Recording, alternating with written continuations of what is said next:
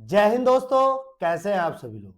आशा करता हूं आप सभी ठीक होंगे, स्वस्थ होंगे और मौज कर रहे होंगे। मैं अंकित एक बार फिर से आपके अपने YouTube चैनल वासुदेवा एजुकेशन में आपका स्वागत करता हूं। आज का हमारा टॉपिक रहेगा बेटा आनुवांशिकी विकार। कॉमन टॉपिक है और ये हमारे जनरल साइंस में भी, नीट के अंदर भी, 12th में भी, और सबसे बड़ी बात इस बार 4th सेमेस्टर के अंदर भी ये टॉपिक है, आनुवांशिकी विकार। तो आज हम बात करेंगे कि एक्चुअली में आनुवांशिक विकार होते क्या है और ये कितने प्रकार के होते हैं और इनमें कौन कौन से पार्टीशन होते हैं, इनमें क्या क्या हो सकता है, कि किन की कमी की वजह से होते हैं, किन की अधिकता की वजह से होते हैं, तो सारी बात करेंगे। तो डायरेक्ट अपन चलते हैं स्क्रीन के ऊपर, जहां हमारा आज का टॉपिक लिखा हुआ है जेनेटिक डिसऑर्डर, जिसे हम हिंदी में लिखते हैं बेटा आनुवांशिक विकार। क्या लिखेंगे बेटा? आनुवांशिक विकार। तो पहले तो हम समझते हैं कि आनुवांशिक विकार क्या है, डिसऑर्डर क्या है। तो सिंपल सी बात समझो कि आनुवांशिकी सूचनाएं जो होती है या आनुवांशिकी मटेरियल जो होता है, उनके अंदर किसी प्रकार की कमी होना या अधिकता होना या किसी प्रकार की त्रुटि होना, ये सब क्या होता है? आनुवांशिकी विकार होता है। तो सिंपल सी बात समझो आप, जेनेटिक मटेरियल में त्रुटि आना, क्या आना बेटा? त्रुटि आना ही क्या कहलाता है? आनुवांशिक विकार कहलाता है। अब ये जो आनुवांशिक विकार होता है ना, ये तीन प्रकार से होता है, ये तीन प्रकार से फैलता है, ये तीन प्रकार से पैदा करता है बेटा। कैसे होगा तो समझो, एक, दो और एक, तीन। अब तीन में कौन होगा समझो, माता पिता से, माता पिता से बच्चों को विरासत में मिले। विरासत में मिले, विरासत का मतलब है बेटा कि सीधी सी बात है, माता व पिता से कुछ चीज हमें मिल रही है, तो ये आनुवांशिकी विकार भी हो सकते हैं। क्योंकि हम क्या कहते हैं, जेनेटिक मटेरियल जो होता है पीढ़ी दर पीढ़ी क्या करता रहता है, जाता रहता है। अब जैसे अपन बात करें परदादा, परदादा से दादा, दादा से पिताजी, पिताजी से आप में, आपसे आपके बच्चों में, तो ये क्या हो गया अपने पास में, पीढ़ी दर पीढ़ी हो गया। तो माता पिता से अगर बच्चों को विरासत में मिल रहा है, तो उसमें एक चीज ये भी हो सकती है, जेनेटिक डिसऑर्डर। अक्सर हमने देखा है, पैसा मिलता है, जायदाद मिलती है या घर बार मिलता है, पूरा लंबा चौड़ा परिवार होता है, जमीन मिलती है, पैसा बहुत कुछ मिलता है, लेकिन कभी कभी किसी किसी को अपने माता पिता से जेनेटिक डिसऑर्डर भी मिल जाते हैं, आनुवांशिक विकार भी मिल जाते हैं, जिन्हें अनेक रोगों का सामना भी करना पड़ता है। दूसरा रीजन है बेटा अपने पास में उत्परिवर्तन। क्या है बेटा? उत्परिवर्तन, जिसे हम कहते हैं म्यूटेशन। अब म्यूटेशन में क्या होगा बेटा? सडनली परिवर्तित होगा। क्या होगा? सडनली परिवर्तन, यानी अचानक होने वाला जो परिवर्तन है वही क्या है? उत्परिवर्तन। अब सडनली परिवर्तन किस में होगा? आनुवांशिकी मटेरियल में। और आनुवांशिकी मटेरियल का है? डीएनए में। तो डीएनए के अंदर सडनली क्या होगा बेटा अपने पास में? परिवर्तन होगा। वो क्या होगा? उत्परिवर्तन। तो वो भी जेनेटिक डिसऑर्डर लेके आ सकता है। दूसरा है बेटा पर्यावरणीय कारक। क्या है बेटा? पर्यावरणीय कारक, इन्वायरमेंटल फैक्टर। तो इन्वायरमेंटल फैक्टर भी आनुवांशिक विकार ला सकते हैं। क्योंकि इन्वायरमेंटल फैक्टर में बात करें तो अपने पास में सूरज की किरणें। अब सूरज की किरणें जो है, अल्ट्रावायलेट रेज जो है, तीन प्रकार की होती है। एक ए भी होती है, बी भी होती है, सी भी होती है। सी हमारे पास में आ जाए तो हमें पूरे जेनेटिकली सिस्टम को डैमेज कर सकता है। बी आ जाए तो वो भी हमारे लिए क्या है? हानिकारक है। ए आ रही है, वो हमारे लिए हानिकारक नहीं है इतनी। तो ये चीजें हमारे पास में जेनेटिक डिसऑर्डर लाने के लिए काम करती है। जेनेटिक डिसऑर्डर का मतलब है जेनेटिक मटेरियल में त्रुटि आना। अब ये किस किस से मिलेगा? माता पिता से बच्चों को विरासत में मिल सकता है, या पीढ़ी दर पीढ़ी चल सकता है, या उत्परिवर्तन के कारण भी जेनेटिक डिसऑर्डर हो सकता है, और पर्यावरणीय कारकों की वजह से भी जेनेटिक डिसऑर्डर हो सकता है। इसके बाद में बेटा हम बात करें, इसके बाद में बेटा हम बात करें तो सिंपल बात समझो, हम बात करें आनुवांशिकी विकार की, यानी कि जेनेटिक डिसऑर्डर की। अब आनुवांशिकी विकार या जेनेटिक डिसऑर्डर जो है वो कितने प्रकार का है, उसकी बात कर ले। तो बेटा सिंपल सी बात है, ये कितने प्रकार का है? दो प्रकार का। कितने प्रकार का? दो प्रकार का। एक है अपने पास में बेटा मेंडेलियन, मेंडेलियन डिसऑर्डर, और एक है बेटा क्रोमोसोमल।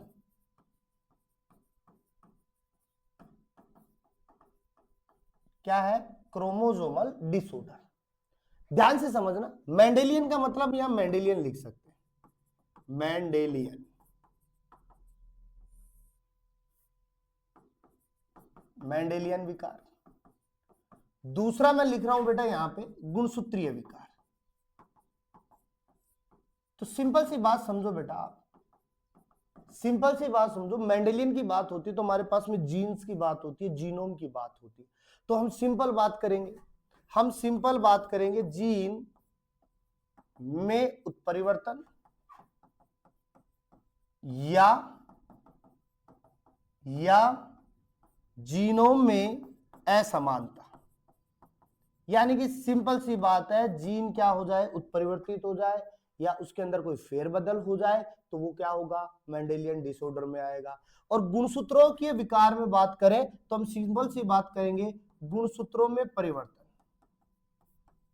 गुणसूत्रों में क्या हो जाए बेटा? परिवर्तन हो जाए, वो क्या होगा?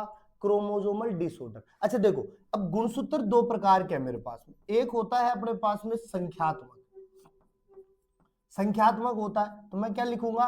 गुणसूत्रों की में परिवर्तन। संख्यात्मक गुणसूत्र का मतलब है गुणसूत्र की संख्या में परिवर्तन। और अगर हम दूसरी बात करें, एक होता है संरचनात्मक गुणसूत्र, तो हम सिंपल दूसरी लाइन में क्या लिखेंगे बेटा? गुणसूत्रों की संरचना में परिवर्तन। क्लियर बात है? अब देखो, एक गुणसूत्रीय विकार जो है, इनमें दो प्रोसेस देखने को मिलता है। एक, या तो गुणसूत्रों की संख्या ज्यादा हो जाए या गुणसूत्रों की संख्या क्या हो जाए? कम हो जाए, तो उसे ही हम क्या कह रहे हैं? गुणसूत्रीय विकार। अब नॉर्मली समझो, मनुष्य के अंदर, किसके अंदर बेटा? मनुष्य में कितने गुणसूत्र होते हैं? 46 गुणसूत्र होता है। अब विकार कब आएगा? 46 है तो कोई विकार नहीं आएगा अपने पास में। लेकिन अगर गुणसूत्र एक बढ़ जाए तो 46 की जगह क्या हो जाए बेटा? 47। तो एक गुणसूत्र बढ़ रहा है ना अपने पास में, एक गुणसूत्र बढ़ रहा है। अब 47 गुणसूत्र होंगे तो वो क्या लेके आएंगे? विकार लेके आएंगे। अगर 46 में एक कम हो जाए तो क्या हो जाएगा? 45 हो जाएंगे।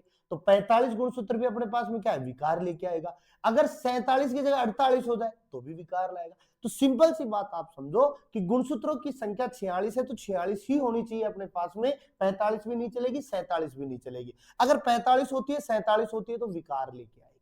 क्या लेके आएगी? विकार लेके आएगी।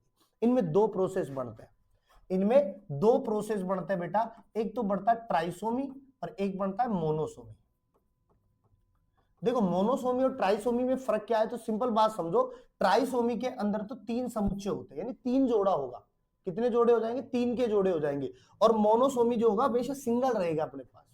कैसा रहेगा? सिंगल रहेगा। अब कैसे होगा उसकी बात करेंगे। तो पहले हम बात करते हैं बेटा मेंडेलियन डिसऑर्डर और क्रोमोसोमल डिसऑर्डर का एक चार्ट बनाते हैं कि मेंडेलियन डिसऑर्डर में हम क्या क्या पढ़ेंगे और क्रोमोसोमल डिसऑर्डर में हम क्या पढ़ेंगे। तो याद रखना बेटा, आप याद रखना, मेंडेलियन डिसऑर्डर, किसकी बात कर रहे हैं? Mendelian disorder. तो मेंडेलियन डिसऑर्डर में देखो हम पढ़ेंगे सबसे पहले हम पढ़ेंगे बेटा हीमोफीलिया। किसकी बात करेंगे? हीमोफीलिया की। दूसरे नंबर पे बेटा मैं यहां बात करूंगा कलर ब्लाइंडनेस की। किसकी बात करूंगा? कलर ब्लाइंडनेस की। तीसरे नंबर पे बेटा अपन यहां बात करेंगे सिकिल सेल एनीमिया की बात करेंगे। चौथे नंबर पे हम बात करेंगे बेटा यहां पे फिनाइल कीटो न्यूरिया की बात करेंगे। और 5वें नंबर पे हम बात करेंगे बेटा थैलेसीमिया की। किसकी बात करेंगे? थैलेसीमिया की बात करेंगे। तो ये 5 जो होंगे वो मेंडेलियन डिसऑर्डर में काउंट करेंगे अपन। और फिर होंगे अपने पास क्रोमोसोमल डिसऑर्डर। अब देखो, क्रोमोसोमल डिसऑर्डर में हम कितने पढ़ेंगे? 1, 2 और 3, 3 ही बात करेंगे। तो पहला जो होगा अपने पास में बेटा, पहला जो होगा वो होगा डाउन सिंड्रोम। कौन सा होगा? Down syndrome. दूसरा जो होगा बेटा वो होगा टर्नर सिंड्रोम। कौन सा होगा? Turner syndrome. तीसरा जो होगा बेटा वो क्लाइन फेल्टर सिंड्रोम। कितने आ गए अपने पास में? 3 हो गए ना। 2 की और बात कर लेंगे अपन यहां पे अलग से। एक होगा अपने पास में बेटा पटाउ सिंड्रोम, और एक होगा बेटा एडवर्ड सिंड्रोम। यानी कि ऐसे करके 5 ही तो क्या पढ़ेंगे अपन? क्रोमोसोमल डिसऑर्डर, और 5 ही क्या पढ़ेंगे? Mendelian disorder. अच्छा, एक एक चीज और समझो। अब देखो, गुणसूत्रों की बात हो रही है, और आनुवंशिकी मटेरियल जो है, डीएनए जो है, वो भी किसके साथ जा रहा है? गुणसूत्रों के साथ में जा रहा है। तो हम सिंपल सी बात करें कि यहां पर लिंग गुणसूत्र से रिलेट तो कौन करेगा, और कायिक गुणसूत्रों से यानी वेजिटेटिव गुणसूत्रों से या ऑटोसोमल गुणसूत्रों से कौन रिलेट करेगा? तो देखो बेटा, ये जो ऊपर के 2 है, ये जो मेंडेलियन में ऊपर की जो 2 है ना, ये तो हमारे पास में होता है बेटा सेक्स लिंक्ड। कौन से होते हैं? सेक्स लिंक्ड होते हैं। और सिकिल सेल एनीमिया से लेकर के, और यहां पर हम बात करें तो ये होते हैं बेटा अपने पास में ऑटोसोमल। कौन से होते हैं? ऑटोसोमल होते हैं। सेम उसी प्रकार से अगर हम यहां डाउन सिंड्रोम की बात करें तो ये तो होगा बेटा अपने पास में ऑटोसोमल। कौन से गुणसूत्र पे कमी है? अधिकता होगी ऑटोसोमल पे। और ये टर्नर सिंड्रोम और क्लाइनफेल्टर सिंड्रोम है ना बेटे, ये हमारे पास में होंगे सेक्स लिंक्ड वाले, यानी कि यहां पर लिंग गुणसूत्रों के अंदर कमी या अधिकता देखने को मिलती है। अब कैसे होगा उसकी भी बात करते हैं, तो एक एक की सीरियलिटी से बात करते हैं अपन, कौन सा किस प्रकार से काम करेगा। तो आ जाओ एक बार दोबारा से। तो हम सबसे पहले ले लेते हैं बेटा हीमोफीलिया को। किसको ले रहे हैं अपन? हीमोफीलिया को। देखो, पहले तो समझो कि हीमोफीलिया जो है ना, वो 2 प्रकार का होता है। कितने प्रकार का होता है? 2 प्रकार का। एक होगा बेटा अपने पास में हीमोफीलिया ए होगा, और एक होगा अपने पास में हीमोफीलिया बी। यानी 2 प्रकार के डिसऑर्डर है। मेंडेलियन डिसऑर्डर में हीमोफीलिया के 2 प्रकार है, एक हीमोफीलिया ए है और एक हीमोफीलिया बी है। अच्छा, दोनों में क्या हो रहा है? दोनों में क्या हो रहा है, या हीमोफीलिया में क्या हो रहा है? तो एक लाइन समझो आप, तो एक लाइन समझो बेटा, रक्त के थक्के जमने में कमी आती है। यानी कि हमारे चोट लग जाती है किसी कारण, जैसे चल रहे हैं, चलते चलते गिर गए, गिरते चोट लगी, खून आ गए। अगर हम हीमोफीलिया से ग्रसित है तो हमारा ब्लड क्लॉट नहीं होगा। ब्लड क्लॉट नहीं होगा तो ब्लड बह जाएगा। ब्लड क्या हो जाएगा? बह जाएगा। तो सिंपल बात समझो, हीमोफीलिया में रक्त के थक्के जमने में क्या आती है? कमी आती है। अच्छा, किस में पाया जाता है? किस में पाया जाता है बेटा? तो याद रखना, पुरुषों में ज्यादा होता है। पुरुषों में हीमोफीलिया ज्यादा होता है, जबकि महिलाओं में हीमोफीलिया क्या होता है? कम होता है। यानी कि हम बात करें कि ब्लड क्लॉट करने के लिए, रक्त के थक्के को जमाने के लिए बहुत सारे कारक काम करते हैं। क्या करते हैं? बहुत सारे कारक काम करते हैं, और उन्हीं कारकों में से हीमोफीलिया ए और हीमोफीलिया बी को डिवाइड करें तो यहां अगर हीमोफीलिया ए है तो यहां पर हमारे पास कमी होगी कारक 8 की।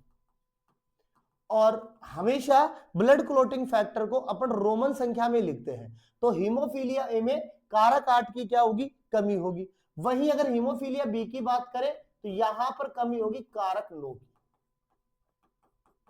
तो ये तो किसकी बात हो गई? हीमोफीलिया की। अच्छा, इसको दूसरे तरीके से समझो तो समझो, देखो फीलिया लिखा हुआ है, फीलिया का मतलब क्या होता है? फीलिया को हम फिलिक्स से रिलेट करते हैं। फीलिया को हम किससे रिलेट करें? फिलिक्स से। और एक उसका विपरीत चलता है बेटा फोबिया। क्या चलता है? फोबिया। फिलिक का मतलब स्नेह करने वाला, बुलाने वाला, प्यार करने वाला, और फोबिया का मतलब दूर करने वाला, डर लगने वाला। तो सिंपल सी बात करो, जिसमें ब्लड क्लॉट नहीं होगा वो किसको बुलाएगा? कारक को बुलाएगा। कारक को बुलाएगा ना, कारक को बुलाएगा। तो जिसमें रक्त का थक्का नहीं जमेगा वो किसको बुलाएगा? कारक को। अगर ए है तो 8 को बुलाएगा, बी है तो 9 को बुलाएगा। समझ रहे हो? तो सिंपल सी बात है, ये कारकों से स्नेह करने वाले होते हैं। क्लियर बात है? दूसरा हम बात करते हैं बेटा कलर ब्लाइंडनेस की बात करते हैं। अब ये जो कलर ब्लाइंडनेस है ना बेटा, इसको हम बोलते हैं वर्णांधता। क्या बोलेंगे? वर्णांधता। अब ये जो वर्णांधता है, कलर ब्लाइंडनेस है, इसमें सिंपल बात समझो आप, रंग को समझने में तकलीफ, रंग को समझने में तकलीफ होती है। अब देखो, तकलीफ होगी तो रंग किससे देख रहे हैं? आंखों से। रंग किससे देख रहे हैं? आंखों से देख रहे हैं ना। अच्छा, ये जो रंग है अपने पास में, जिन रंगों को हम आंखों से देख रहे हैं, तो इनमें दो सेल्स होती है। हमने बात की थी जब विटामिन की बात की थी, तब बात की थी हमने, दो सेल्स होती है, एक शंकु सेल्स होती है, एक शलाका सेल्स होती है। तो कलर ब्लाइंडनेस के अंदर बेटा शंकु सेल की क्या होती है? कमी होती है। कोण सेल की कमी होती है, जिससे हमें रंग को देखने में तकलीफ होती है। अच्छा, कौन से रंगों के? रंग तो बहुत सारे हैं अपने पास में, तो कौन से रंगों की तकलीफ होगी? तो बेटा सिंपल बात समझो आप तो कि RANG क्या है अपने पास में? RANG। तो R का मतलब हो गया यहां पर रेड से, और मतलब हो गया बेटा ग्रीन से, यानी कि लाल और हरे रंग को देखने में तकलीफ होती है। लाल और ग्रीन, इन दोनों के अंदर वो भेद नहीं कर पाता, अंतर नहीं कर पाता। और कभी कभी अगर हम दो की तो बात कर रहे, साथ में एक और बता देता हूं मैं आपको, ब्लू रंग में भी दिक्कत होती है। कलर ब्लाइंडनेस में लाल में दिक्कत होगी, हरे में दिक्कत होगी, और इनके अलावा एक ब्लू में भी दिक्कत होती है। क्लियर बात? अच्छा, एक और बात करें अपन, सिकल सेल एनीमिया। किसकी बात कर रहे हैं बेटा? Sickle cell anaemia. अच्छा, एनीमिया से बात करें तो एनीमिया का मतलब हम आरबीसी से लेंगे। किससे लेंगे? आरबीसी से। और आरबीसी में कौन बैठा है बेटा? हीमोग्लोबिन। और हीमोग्लोबिन का काम क्या है? O2 की पूर्ति करना। तो यहां पर क्या होता है, सिकल सेल एनीमिया के अंदर ये जो कोशिका है दात्र आकार की हो जाती है, यानी कि अर्धचंद्राकार हो जाती है। कैसी हो जाती है? अर्धचंद्राकार हो जाती है, जिस वजह से ये O2 को ऑब्जर्व कर लेती है, यानी कि O2 के अंदर कमी आ जाती है, और O2 के प्रवाह को क्या करती है? O2 के प्रवाह को क्या करेगी बेटा? कम कर देती है। सिकल सेल एनीमिया में O2 के प्रवाह को क्या किया जाता है? कम किया जाता है। हम ये भी कह सकते हैं यहां पे कि हमारे पास में एमिनो एसिड का भी खेल होता है। एमिनो एसिड की बात करें तो ग्लूटामिक एसिड जो होता है ना, वो अपने पास में ट्रांसफर हो जाता है किसमें? वैलिन। और कौन सी पोजीशन पे होगा बेटा? 6th पोजीशन होता है। किस पे होगा? 6th पोजीशन पे सब्स्टिट्यूट हो जाता है, बदल जाता है। आईपीएल चल रहा है तो सब्स्टिट्यूट का खेल चल रहा है, अगर एक नहीं चला तो उसको हटाओ भाई, बॉलर है, अब अपन हारने वाले तो अपन क्या करते हैं? बॉलर है तो बॉलर को साइड करते हैं, उसकी जगह बैट्समैन भेज देते हैं। तो वही है, अगर अपने पास में ग्लूटामिक एसिड काम नहीं कर रहा तो हम किसको भेज देंगे? वैलिन को भेज देंगे। कौन सी पोजीशन पे भेजेंगे? 6ठे पोजीशन पे। भाई जा और धड़ाधड़ मार के आजा, क्योंकि ऊपर का तो मिडिल ऑर्डर अपना गया, टॉप ऑर्डर मिडिल ऑर्डर गया, तो बीच में कौन बचा? 6ठा पोजीशन, आओ इसको भेजो, मारेगा। तो ये हो गया सिकल सेल एनीमिया की बात।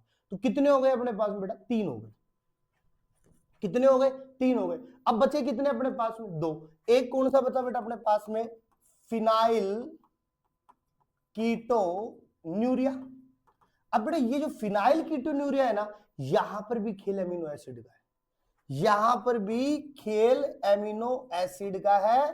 तो फिनाइल एलेनिन जो है वो चला जाएगा टायरोसिन में। किसमें जाएगा बेटा? टायरोसिन में। अब हमें पता है फिनाइल एलेनिन टायरोसिन में जा रहा है, तो कोई ना कोई एंजाइम तो काम करेगा यहाँ पे। अब एंजाइम कौन सा होगा? तो याद रखो हाइड्रोक्सिलेज होगा यहाँ पे। कौन सा होगा? हाइड्रोक्सिलेज।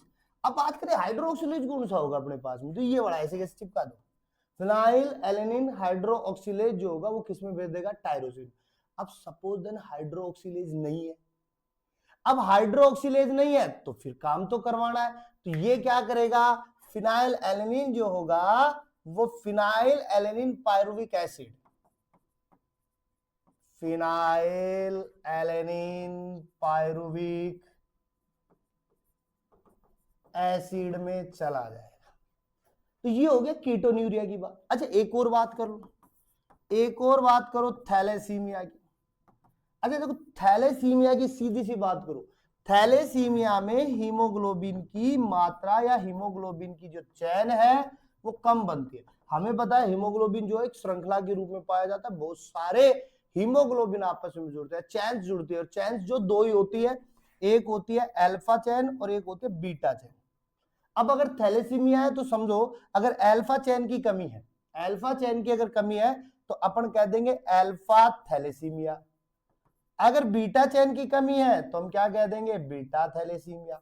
तो सीधी सी बात है, हीमोग्लोबिन का कम का मतलब O2 के प्रवाह को फिर रोक लेगा ये तो अपने पास में। तो सिंपल बातें समझो, थैलेसीमिया मतलब हीमोग्लोबिन की चेन कम होना, हीमोग्लोबिन की चेन दो बना रहे हैं, अल्फा और बीटा, अल्फा कम तो अल्फा थैलेसीमिया, बीटा कम तो बीटा थैलेसीमिया। क्लियर बात है। अब आ जाओ, अब दूसरा आ गया अपने पास में बेटा, कौन, क्रोमोसोमल डिसऑर्डर। अब मैंने स्टार्टिंग में कह दिया कि गुणसूत्रों की कमी हो जाएगी या अधिकता हो जाएगी, तो सीधी बात समझो, 1, 2 और 3 की बात कर रहे हैं, तो 3 में समझो। पहले मैं लिखता हूं डाउन, क्या लिख रहा हूं बेटा, डाउन सिंड्रोम। दूसरा मैं बेटा लिख रहा हूं टर्नर सिंड्रोम, और तीसरा मैं लिख रहा हूं बेटा क्लाइनफेल्टर सिंड्रोम। अब ध्यान से समझिएगा कैसे होगा। तो देखो, डाउन सिंड्रोम जो होगा, पहली बात तो ऑटोसोमल है, यानी कि जो गुणसूत्रों पर डिसऑर्डर आएगा, गुणसूत्र में जो कमी अधिकता आएगी वो कौन से पे आएगी, ऑटोसोमल पे। और ऑटोसोमल का मतलब क्या है बेटू, कायिक। क्या है, कायिक है ना।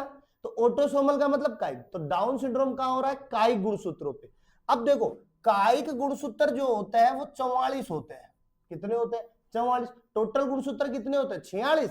तो जिसमें से 2 गुणसूत्र लिंग गुणसूत्र, बचे कितने, 44। 44 गुणसूत्र है। अब इन 44 गुणसूत्रों में से जो 21वां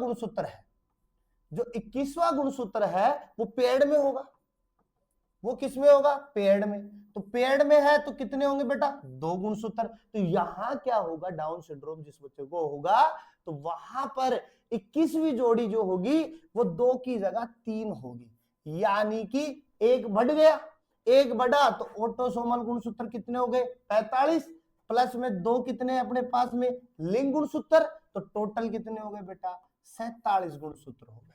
कितने हो गए, 47। अब देखो, मैंने वहां पे ट्राइसोमी और मोनोसोमी की बात की थी, तो मैंने कहा था 3। तो अब देखो यहां पे कितने बन रहे हैं अपने पास में, 3 बन रहे हैं। तो इसको मैं क्या लिख दूंगा, ट्राइसोमी लिख दूंगा। क्या लिख दूंगा, ट्राइसोमी लिख दूंगा। एक आदि सूत्र लिख दूंगा या गुणसूत्र लिख दूंगा कि एक गुणसूत्र की यहां पर क्या हो रही है, अधिकता हो रही है। अच्छा, डाउन सिंड्रोम में होगा क्या, तो डाउन सिंड्रोम में देखो, सिंपल बात समझो, सभी के लिए करैक्टर्स वही काम करेंगे।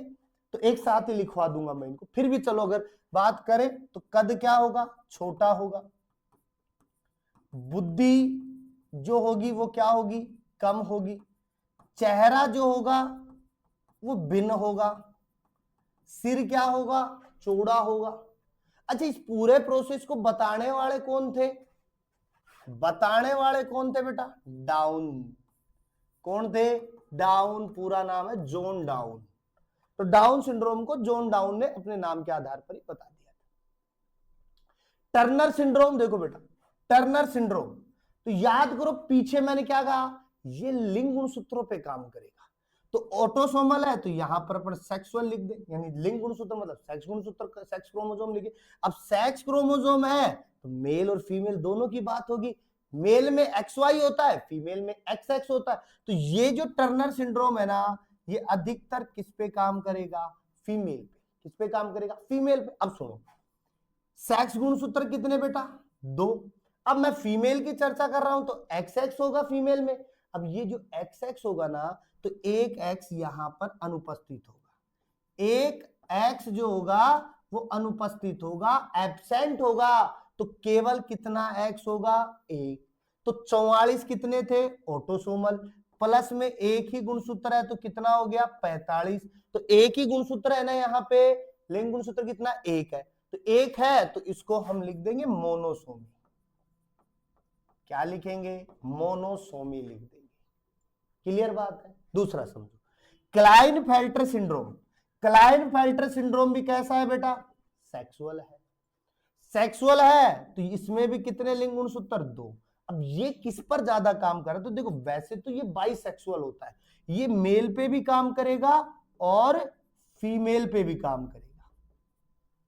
क्लियर बात है। अब समझो, ये 2 है ना, ये 2 है, इसमें बढ़ जाएगा तो इसमें क्या होगा, 1xy ऐसे हो जाएगा, या हो जाएगा xyy।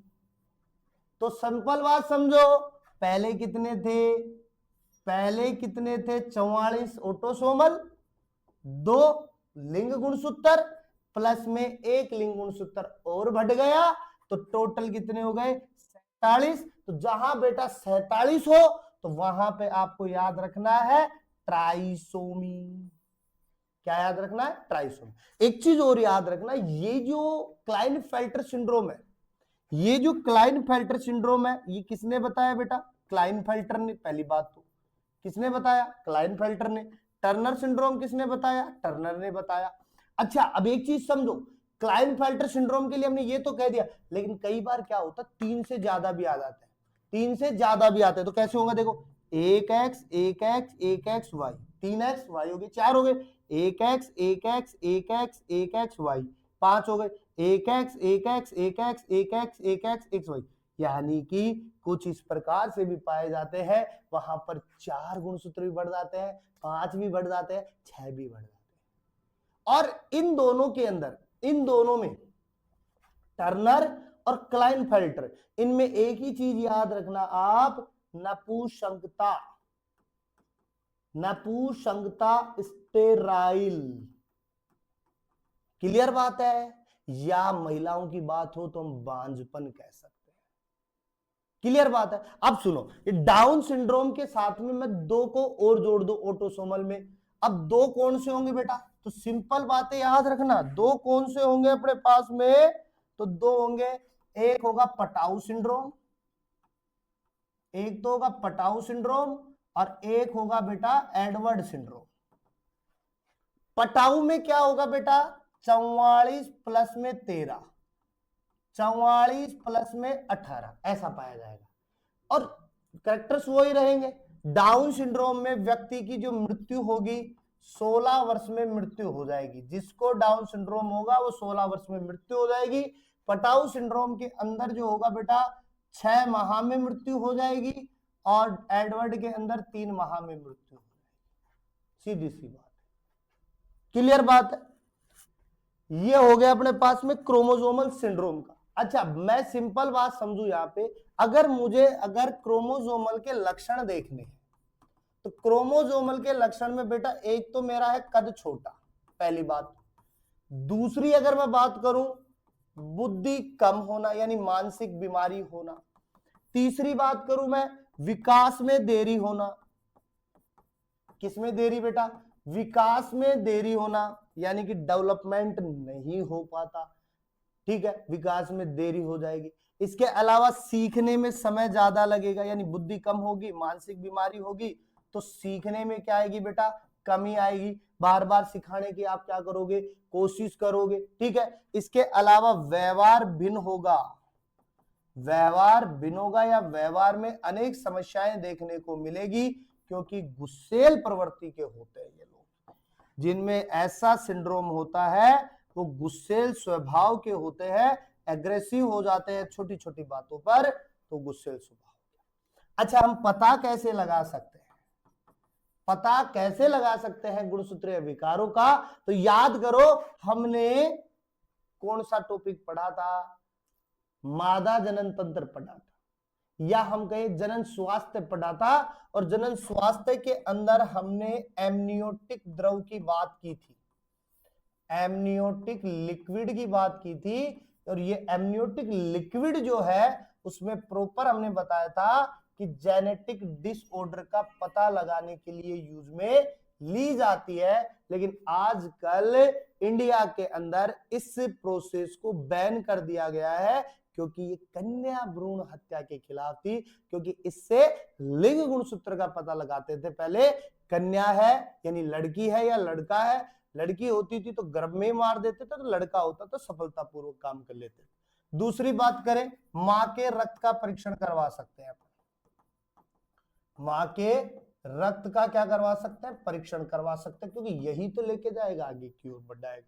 तीसरा हम यहां करें, प्लेसेंटा की भी जांच करवा सकते हैं। क्लियर बात है। तो ये हो गया अपने पास में जेनेटिक डिसऑर्डर के प्रोसेस की बात। और ये पूरा टॉपिक ये नीट में भी है, फोर्थ सेमेस्टर में भी है, और जनरल साइंस के अंदर भी क्वेश्चन आता है, तो सभी में काम करेगा ये। मिलते हैं एक और नेक्स्ट वीडियो के साथ में, तब तक के लिए आप वीडियो को अपने दोस्तों के साथ में शेयर कीजिए, और चाहे जो नया है वो चैनल को सब्सक्राइब कीजिए, बेल आइकन को दबाइए, जिससे वीडियो का नोटिफिकेशन जल्द से जल्द आपके पास में आ जाए। और हमेशा की तरह मुस्कुराते रहिए जीवन में।